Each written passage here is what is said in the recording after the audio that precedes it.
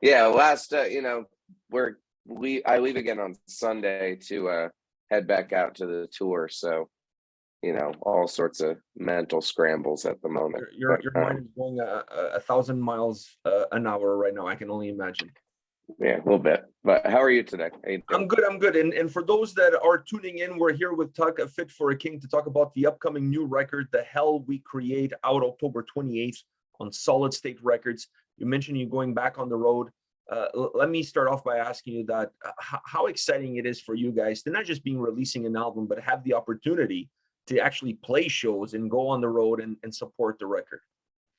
Oh, it's awesome, man. I mean, after doing one where you couldn't, definitely very thankful to be able to be out and, be able to, we're definitely playing a lot this year. We have a lot of announcements coming forward and trying to make up for lost time. So, we're excited, couldn't be more stoked on it, to be honest. Were some things that you guys used to hate about touring that now you're like, yeah, fuck it, just give it to me. I'm totally cool with not shitting on the bus. Yeah, right. Yeah, that's for one. That forever and always, right? But we yeah, especially I would say out of our band, I'm probably the most temperamental. So I'm just trying not to be such a little bitch. Whenever something's bothering me, I'm just gonna not let it bother me because it doesn't matter, because at least I get to have the coolest job on the planet and hang out with my best buds and play breakdowns and crowd surf and chug beers on stage and be an idiot. So it's awesome, and it just took some perspective because you definitely take it for granted a little bit sometimes, and trying my best not to do that again with everything, because when you have not only just your dream, but also your job taken away from you, and money becomes tight and everything is, all that kind of stuff. You're like, fuck, this is not fun, man. I really preferred how things were before. So, yeah. Now let's talk a little bit about this record, The Hell We Create. And let me ask you this. What do you see that this album will offer the listeners that perhaps has been missing from all its predecessors? A much deeper look into Kirby. I think that as a listener, and this applies to me, this was part of our goal going into this record, was to really lift him up and get more out of him, where you connect with him more in a way that when you look at your favorite bands, myself included, a lot of what I loved about them was their lead singer and how connected I felt to them.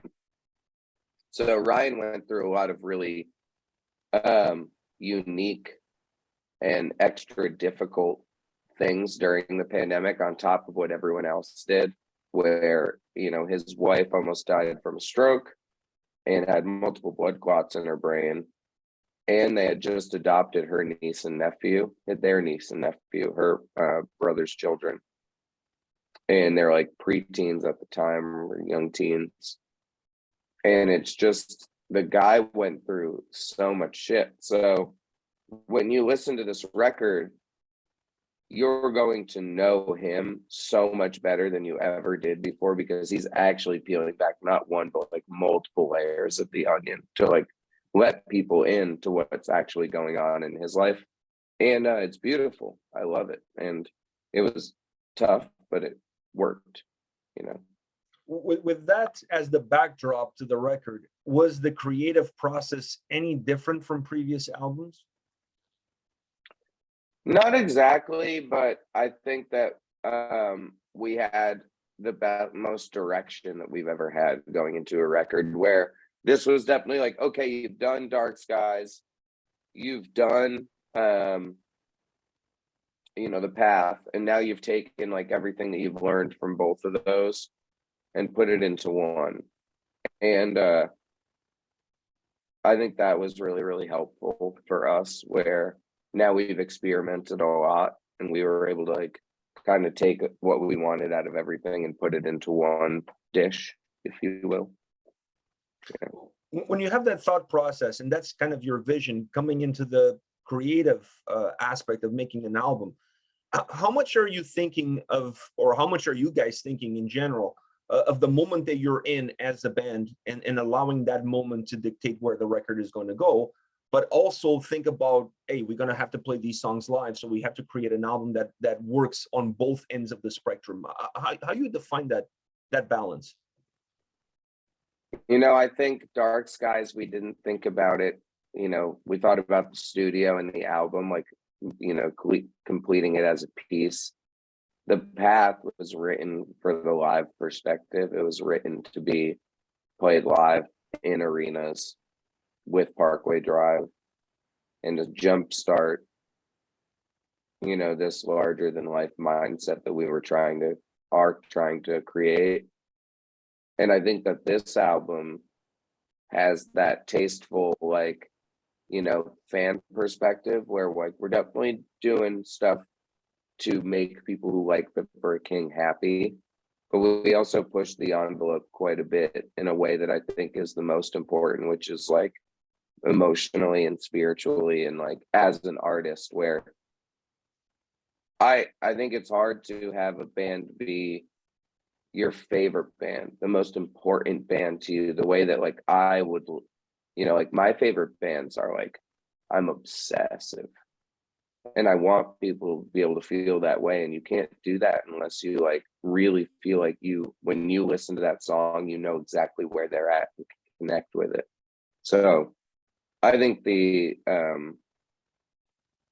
way that Ryan was able to portray his challenges that he went through, when you listen to the record as a whole, you'll definitely be like, oh wow, like I definitely think you'll understand the point. Like I definitely think I get this guy better and understand him more. Yeah, no, it's amazing to hear you speak about it, because obviously I've listened to the album now ad nauseum, and what you're saying goes. Great magic card, by the way. Ad nauseum is fantastic magic card. Pretty cool. And sorry. That's some deep cuts.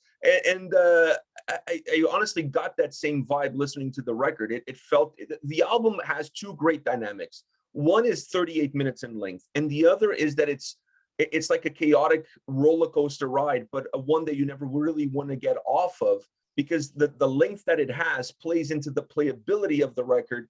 And I feel like every time you listen to the album is always fresh. It doesn't matter if it's the first or the 1,000th time. I'm always discovering something new, because it's very organic. It's very introspective at times. And I think when you're listening to the record, you're going to find a song that's going to represent your current state of mind. And your current state of mind is not always current. So every time you listen to the album, you're going to connect with something different. Agreed. Yeah, it definitely has an ebb and flow to it, where it's not just one consistent feeling or thought. There is, I think, you know, all ends of the spectrum when it comes to analyzing ourselves and how we live our lives, and how we can maybe, you know, stop, you know, as the, you know, title says, you know, creating these, you know, self-manifested hells for ourselves, and learn from our mistakes and try to make better choices. And I think that, you know, as a whole, I'm very proud of how, like you said, it's not too long. You get done with it, and by the time that what you left behind is finished, you're like, oh shit, like that's an ending, but I also want to go back to the beginning, like, because it does go right back into the hell we create really well. And I think it's because those two songs kind of like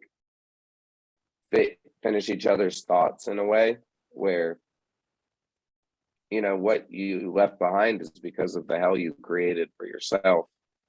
And if you could get over that, you would probably look back on your life a little more fondly and not feel like you have destroyed relationships that you view as very impactful, you know.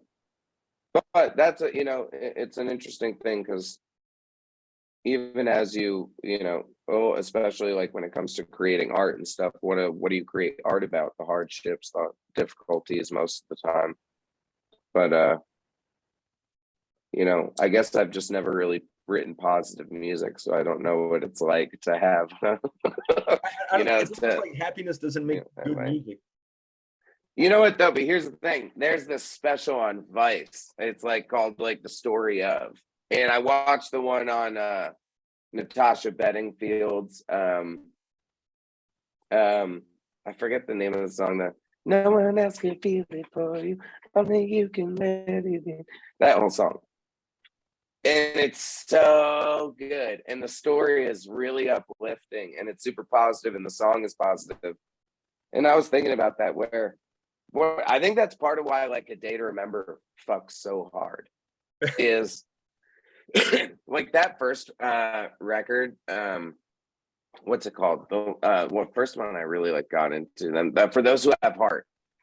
That's just super posy. That makes you want to love your bros, makes you want to mosh super hard, makes you want to like turn the music up in your car. Like it makes you feel really good.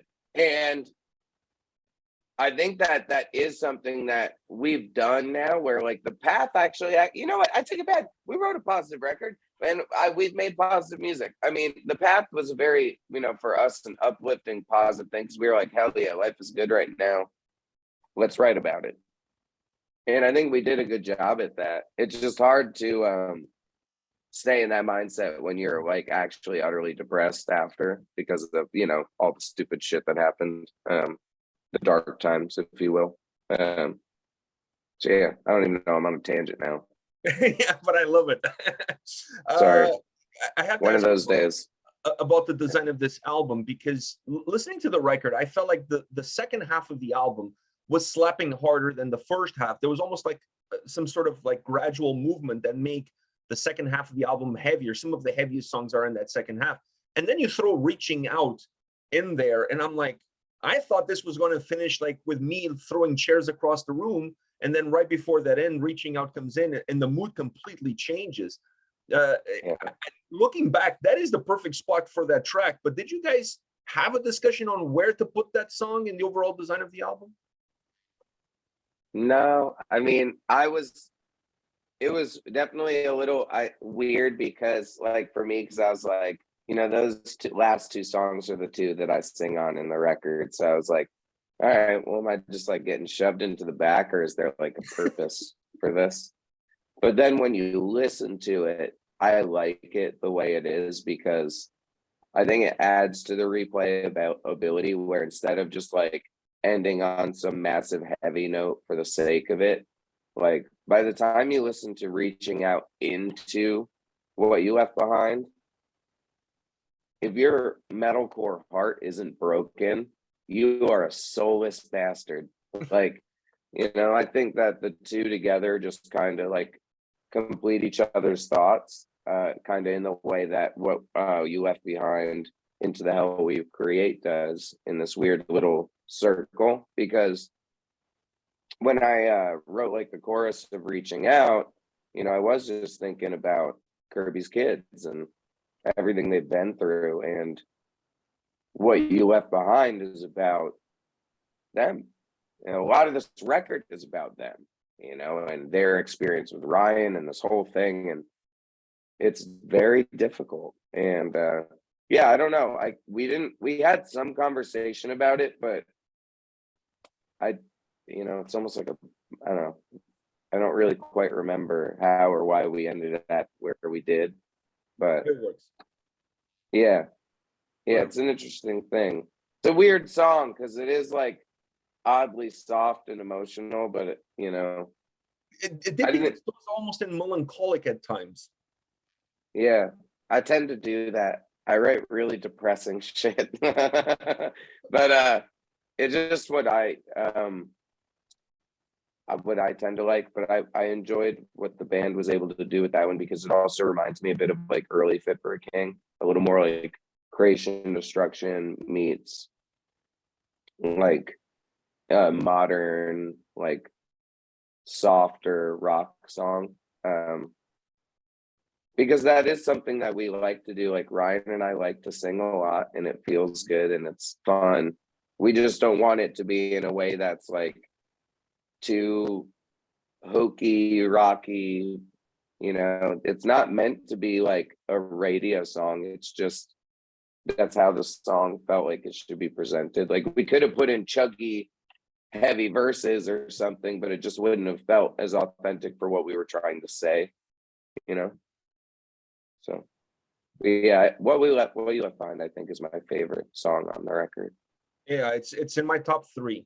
It's definitely in my top three as far as What are your three favorites?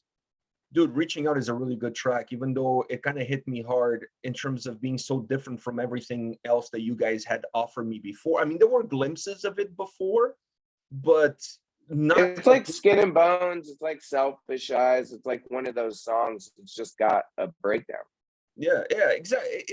It's a different vibe, but it comes at the right time in the record. I think emotionally you're prepared for it when it comes in. I think if it comes in earlier, it's going to offset the balance of the album and how you perceive the overall emotions. Too sad, too soon. Yeah, like yeah, it's like killing the hero of the story in the first act. I mean, you got to kind of build so that moment where the hero dies, it means something. It's got to mean something. And it is an uplifting song in lyrically. It is saying things will get better. It just sounds so sad. I agree. And then the opener, I mean, The Hell We Create is such a great, I mean, it kind of lets you know this is what the album is going to be. So, you know, strap in and get ready for what the roller coaster ride, like the chaotic roller coaster ride of this album is going to be all about. Yeah. And it was that was one of the last songs we wrote because originally we were thinking like the album was What You Left Behind. And then Kirby like had this night, he was just like, no, like I think I want to call it this. And I want to start the record off this way. Like this is what I want to do. Because he really is like the engine behind the band, you know, and it was really cool. Like it was fun to just explore that, and then everyone like get back in the kitchen and cook up, you know, a song to start the record off because we just didn't feel like we had the opener. Because you could have started with What You Left Behind, but it's better as an ending. I think it's better as an ending because it also has a lot of elements that you experience throughout the entire record. So when you get to the end, it kind of puts like an exclamation mark on the whole experience of listening to the album. If it comes earlier, then you're like, I don't know if the experience would be the same. Yeah, and I like this like symphonic, like kind of black metal. And orchestration at the beginning is phenomenal. Thanks. Yeah, I think that's super fucking cool. I love stuff like that. So, you know, it's got a lot of really fun elements to it. I think it's catchy. I think it's heavy. I think it's fun. It's just like a good mix of all the stuff. And that takes me to the sound because I honestly love the fact that you guys used that orchestration there, used synths, used like electronic elements, but you guys didn't completely overblown the album with it to the point where it drowns out drums, drowns out guitars.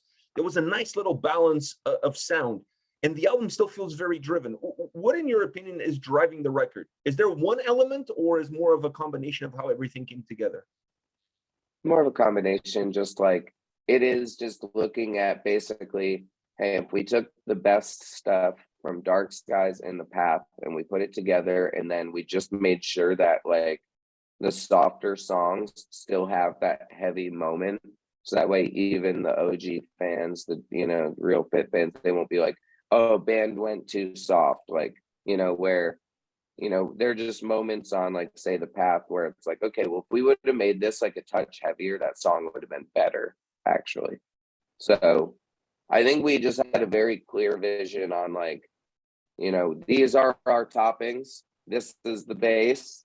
Let's make a pizza pie. Like, you know, and it worked out. Like, so I think, you know, that was kind of the ethos going into it. And then you just kind of let really Kirby like steer the ship with because, you know, he's got at the end of the day, like write most of the lyrics and vocals to this shit. So like, if he starts hearing a song and he's just not vibing with it, like move on to the next, like, let's keep going. So it's cool. It's a cool experience making this one. And the vocals were, the overall vocal performance on the record was as dynamic as the sound, which I feel like is a very important element, because everything is moving, everything has the same starting point, and everything is moving towards the same final destination. Now, that dynamic movement of the vocals with the cleans, the harshes, the screams, is that process really organic when you guys start to listen to the sound, knowing what goes where, or you have to go into the kitchen and cook it up, like you said earlier? No, it's really mostly Ryan and how he feels to the song and what he wants to do to it. And then, there's either times where we help fill in the blanks, or if someone's got, like, there's been some songs that are written because, say, Bob has like a chorus that's a screaming chorus, but it's dun, dun, every day is another war. Dun, dun, dun. Like, sometimes he starts the idea and then Kirby fills in the blanks. And it all varies. Like, everyone kind of gets their turn here and there. It really, best idea wins kind of thing.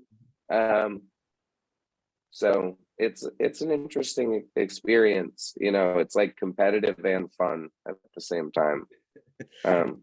Do you have a song that you're looking forward to playing now on this tour that you guys are embarking in the next couple of days? We are going to start playing Times Like This live, which is really cool. But I've been loving playing Falling Through the Sky because I think that this crowd gets it. I think that they like I Prevail, they like Pierce the Veil. They're down to listen to like a quote unquote softer track. But even a softer track from us still has like a lot of energy and breakdown shit. So it's been cool to see like a fan. We got to test that song against the right people. You know what I mean? So Falling Through the Sky is just, I think it's like my favorite track on the record. I think it just feels good. It's fun. And I get to like, we all like do this like hand wavy back and forth. Hey, hey. And I like it. It just makes me feel good. So yeah, I think that song. How much of the new album are you guys going to be able to include on the set list? Right now, we're playing Times Like This, Falling Through the Sky, and that's it right now. We were playing Reaper to open, but we traded it for Shattered Glass because like blast beats right after Yours Truly, it was just a little bit much. Which, shout out Yours Truly, I love y'all, you're amazing. But yeah, it was just like, all right, like, we're awesome, hey, have a good night. And we were like, okay, maybe this is a little bit much. Like, let's do Shattered Glass where it's just a little bit more mid-tempo, gets everybody headbanging, makes you like, reminds you like, oh, I should go to the bar and buy another beer. And, gets you ready for a good fucking night of fun. And like, I think really wakes up the I Prevail crowd, gets them like ready to get to it, and push around, and fucking have some fun. Stretch out a little bit, I have to ask you this because I'm looking at the tour dates, and you guys are embarking on a North American tour. You guys have a European tour coming right after in the beginning of the new year. But I don't see any, I know it's not your fault, and I'm not throwing you under the bus, but I gotta ask you, when are you guys coming up to Canada and playing some shows, specifically in Toronto? I'm being selfish. Oh, brother. Are we not doing that on the I Prevail thing? We don't do Canada again. We just did Montreal and we are on a tour that's not announced yet. Okay, it's happening. It's coming. We got some stuff lined up. It's in the pipeline. It'll be announced like at the end of this I Prevail tour. And it's us headlining with a super turbo stick lineup. So there's going to be more room on that set list for new tracks then. Oh, brother, let me tell you.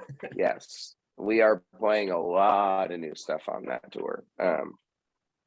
So yeah, I can't wait. I'm excited. Now I'm excited too. Now I have to be saving my loonies and toonies, which makes no sense to you, but it's the currency over here to buy you a beer. To buy you a beer. Where exactly are you again? I've heard loonies. Toronto. Oh, nice. Okay, cool. Yeah. Yeah. When was the last time we were in Toronto? Feels like a lifetime ago. 5 years. Yeah, I would say something along those lines. It's been a long, very, I mean, That's the awful. pandemic doesn't You know hurt. what? And it sucks because Canada is so good to us, like to bands in general, not just us. Like, if you spend extra time in Canada and build a strong Canadian fan base, it will be super diehard. And bands need to do that more often. And I know we're guilty of it, but Well, you're making it up with the next tour. So I'm like I said, I'm not throwing you under the bus. I know this is out of your hands, but I'm happy to see that you guys are coming here and playing some shows. So that's going to be fucking cool. One Yes, last sir. question for you. How do you manage the hell that you have created for yourself?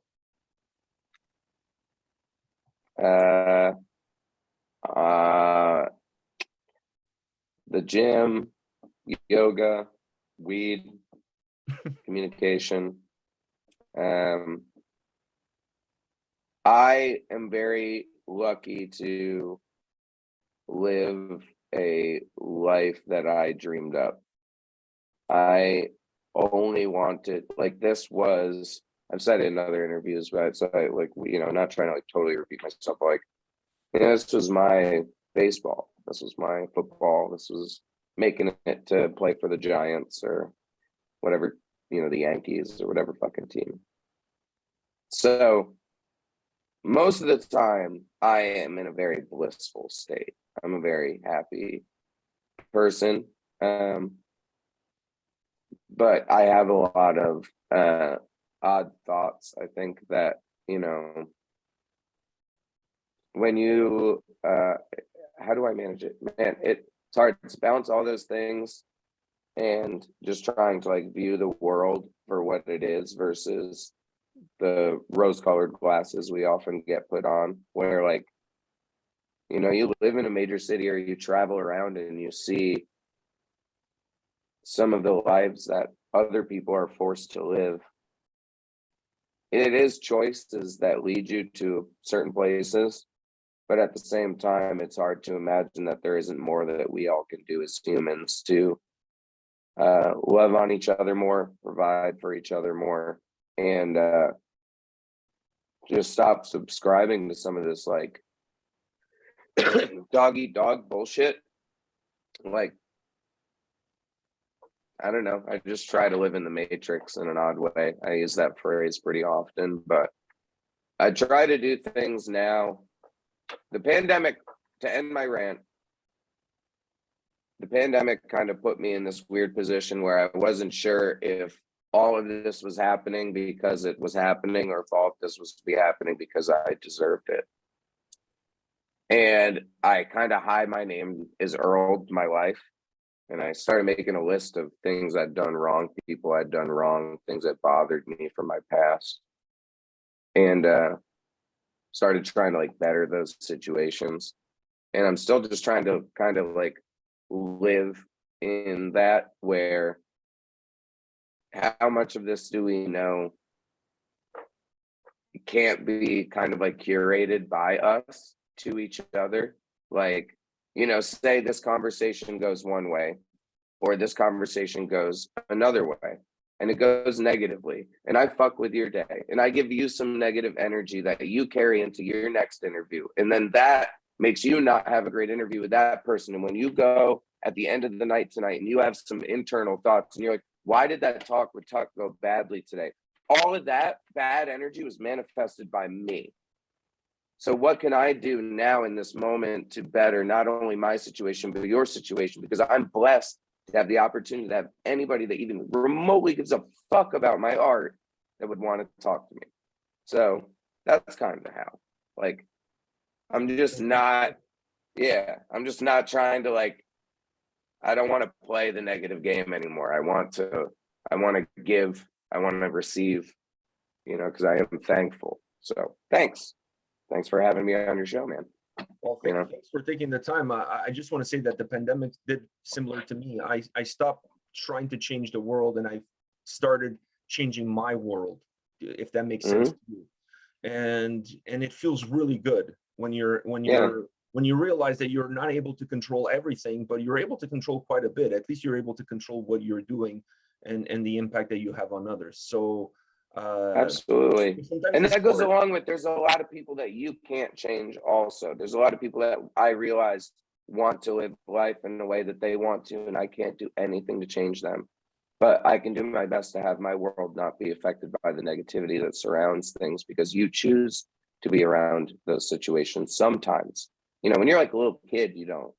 When you're a grown up, you live, you know, you kind of do. So Yeah. a little different. Wow, Yeah. this is a very interesting ending to a very interesting conversation, and I want to thank you very much for taking the time today. Best of luck with the release, best of luck with the tour, and I'm looking forward to the announcement and seeing your ass in the great city of Toronto. I'll buy you a beverage, whatever it is that you want to drink. I'm ready. I heard you say before, a beer. I will take that beer, Pedro. I'm looking forward to it. We're gonna have a great time. Thank you so much. Like, really appreciate a thorough interview, and thanks for showing us some love on this record. You know, Oh, no really problem. means the You guys world. deserve it. You guys deserve it. It's a magnificent album. Take care, man. All the best. Thank you, brother. Thank you. Have a great day. You Bye. too.